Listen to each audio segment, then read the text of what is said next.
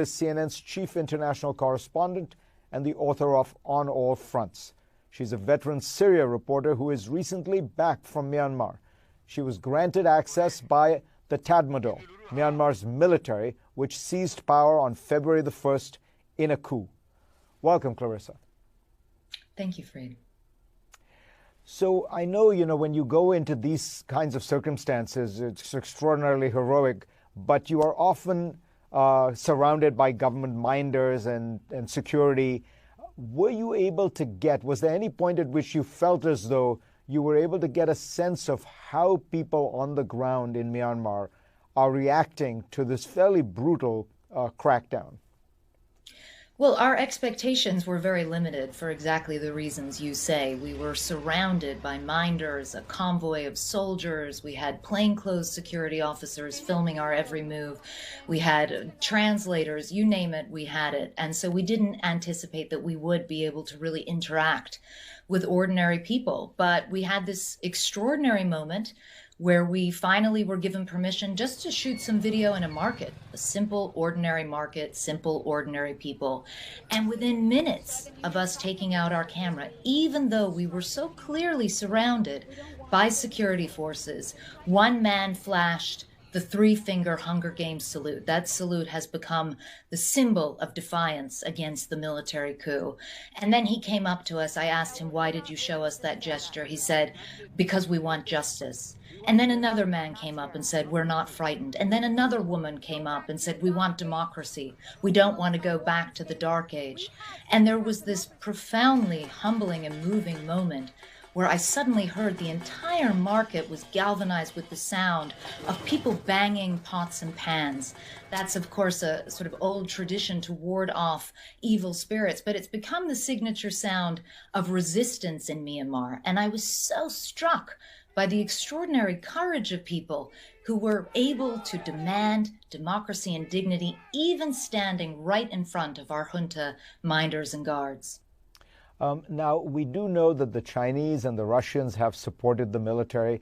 What's striking to me is even the neighboring democracies like India and Indonesia have not raised any protests. It seems as though the military has the external support that they need, or certainly no real external pressure.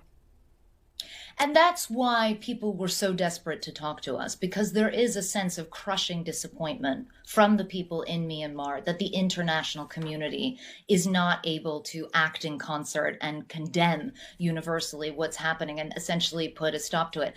This is to be expected, many would say, of China and Russia. We've seen them adopt this kind of a stance to hamstring the UN Security Council before. But as you said, it's those Southeast Asian nations that I think have also generated a huge amount of disappointment, people really wanting to see them come out and condemn the violence, condemn the coup. They're not seeing that, and that's exactly why they're losing hope in the process of the international community being able to do anything to remedy this situation.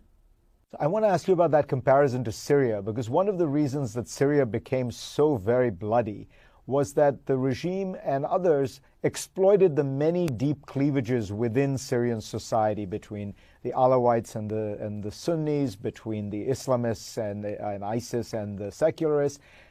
Myanmar has lots of ethnic diversity, lots of different groups, and of course the Rohingya.